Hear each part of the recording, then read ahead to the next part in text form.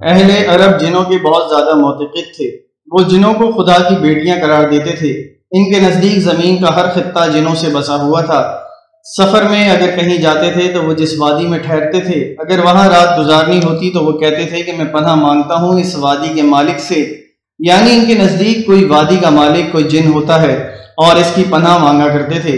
ان کا خیال تھا کہ بیماری و تندرستی اور بہت سی مصیبتیں جنوں کی وجہ سے حاوی ہوتی ہیں۔ ان کے خیال میں جن ہی ایمان کی خبریں پہنچاتے تھے، حتیٰ کہ وہ یہ سمجھتے تھے کہ کوئی شاعر اعلیٰ درجے کا کلام پڑھتا ہے تو اس کے قبضے میں ایک جن ہے جو اس کو آ کر کلام سناتا ہے۔ دوستوں، ہمارے پیارے نبی صلی اللہ علیہ وسلم جب دنیا میں تشریف لے کر آئے، آپ نے اپنے آپ کو اللہ کے آخری نبی ہونے کی حیثیت سے پیش کیا اور قرآن مجید سنانا شروع کیا تو قرآن مجید کی بہترین بلاغت و فصاحت اور اسے اعلیٰ درجے کی مضامین کو سن کر قریش کے بہت سے لوگوں نے یہ کہنا شروع کر دیا کہ یہ بھی جن القا کرتے ہیں۔ وہ جنوں کو خدا کی اولاد قرار دیتے تھے، اس لیے حضور صلی اللہ علیہ وسلم کے بارے میں ان کا یہ کہنا تھا کہ اگر یہ ہمارے خداؤں کی اسی طرح توہین کرتا رہا تو ہمارے دیوتا اور معبود ان کا تختہ الٹ دیں گے۔ دوستوں کی یہ بات کہ قرآن مجید کو جن القا کرتے ہیں، اگرچہ اس بات کی تردید رسول اللہ صلی اللہ علیہ وسلم کھل کر کیا کرتے تھے، تاہم ایک طرف وہ جنوں کو خدائی میں شریک قرار دے رہے تھے اور انہیں خدا کی اولاد بھی قرار دیتے تھے، اور دوسری طرف اسے شرک کی بھرپور تردید رسول اللہ صلی اللہ علیہ وسلم کی زبان سے سنتے تھے۔ اس پر ان کے معقول آدمی یہ کہتے تھے کہ اگر یہ کلام جن لاتے ہیں تو وہ اپنی ہی تردید کیسے کر سکتے ہیں؟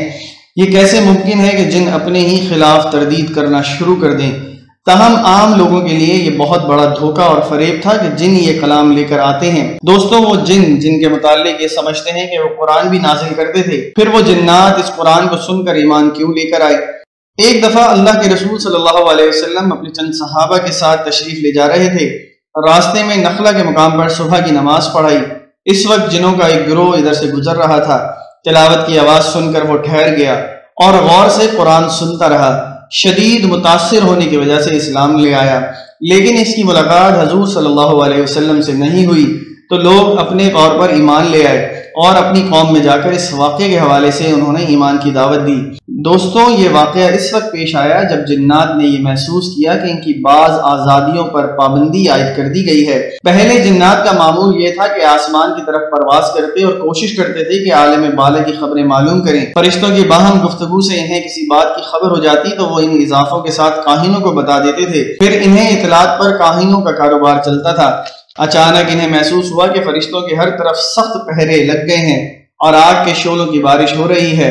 اوپر جانے کی کوشش کرتے تو فرشتوں کے پہروں کی وجہ سے جانے سے روک دیے جاتے تھے، اور اگر چوری چھپے نکلنے کا ارادہ کرتے تو ان پر آگ کے شعلے برستے تھے۔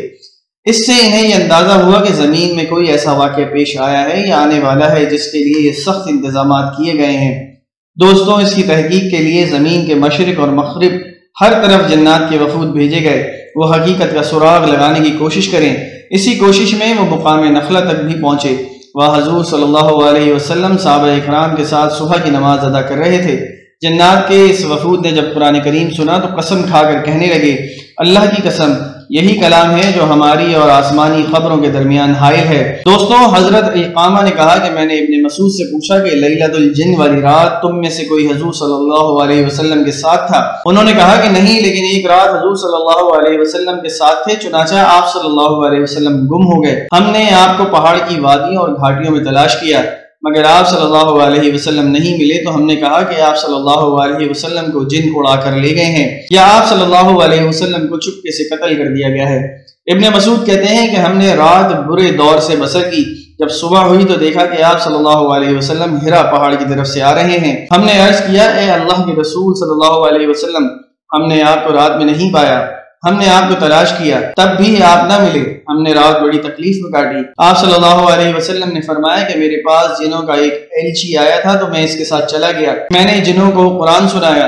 ابن مسعود کہتے ہیں کہ پھر آپ صلی اللہ علیہ وسلم ہمیں اپنے ساتھ لے گئے اور ان کے نشانات اور ان کے انگاروں کے نشان بتائے، اور جنہوں نے آپ صلی اللہ علیہ وسلم سے دوشہ مانگا، آپ صلی اللہ علیہ وسلم نے فرمایا، تمہارے لیے ہر اس جانور کی ہڈی جس پر اللہ کا نام لیا گیا، وہ تمہارے ہاتھ میں آتے ہی وافر مقدار میں اس پر گوشت چڑھ جائے گا، اور ہر مینگنی تمہارے چوپایوں کے لیے چارہ ہو جائے گا۔ اللہ کے رسول صلی اللہ علیہ وسلم نے ارشاد فرمایا کہ ان دونوں سے استنجا نہ کرو، کیونکہ یہ دونوں تمہارے بھائیوں یعنی جنات کی خوراک ہیں۔